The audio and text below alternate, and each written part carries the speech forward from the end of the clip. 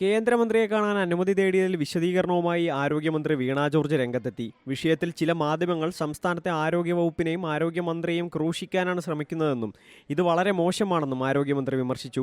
കേന്ദ്രമന്ത്രിയെ കാണാൻ അപ്പോയിന്റ്മെന്റ് തേടിയത് കുറ്റകരമെന്ന് വരുത്തി തീർക്കാൻ ശ്രമിക്കുന്നത് അങ്ങേയറ്റം മോശമെന്നും മന്ത്രി പറഞ്ഞു.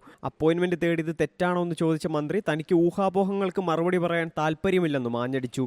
ആശമാരുടെ കാര്യത്തിൽ നേരത്തെയും കേന്ദ്രമന്ത്രിയെ കണ്ടിരുന്നുവെന്ന് മന്ത്രി വ്യക്തമാക്കി. കേന്ദ്ര ആരോഗ്യമന്ത്രിയെ കാണാനാണ് യാത്ര എന്നാണ് മന്ത്രിയുടെ ഓഫീസിൽ നിന്ന് അറിയിച്ചിരുന്നത്. എന്നാൽ ഡൽഹിയിൽ വെച്ച് കൂടിക്കാഴ്ചയുടെ വിവരങ്ങൾ ചോദിച്ചപ്പോൾ വ്യക്തതയില്ലായിരുന്നു. എന്നാൽ പിന്നീട് അനുമതി ലഭിച്ചെന്ന് മന്ത്രി അറിയിക്കുകയായിരുന്നു. റെസിഡന്റ് കമ്മീഷണർ വഴി കത്ത് നൽകിയെങ്കിലും അനുമതി ലഭിച്ചില്ലെന്നായിരുന്നു വീണ ജോർജ് അറിയിച്ചത്.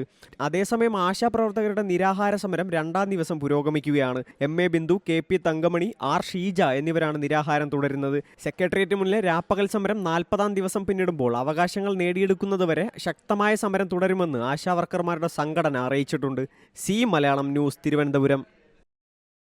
ഏറ്റവും പുതിയ വാർത്തകളും വിശേഷങ്ങളും വിരൽ തുമ്പിലറിയാൻ മലയാളം ന്യൂസ് എല്ലാ ഡിജിറ്റൽ പ്ലാറ്റ്ഫോമുകളിലും ലഭ്യം.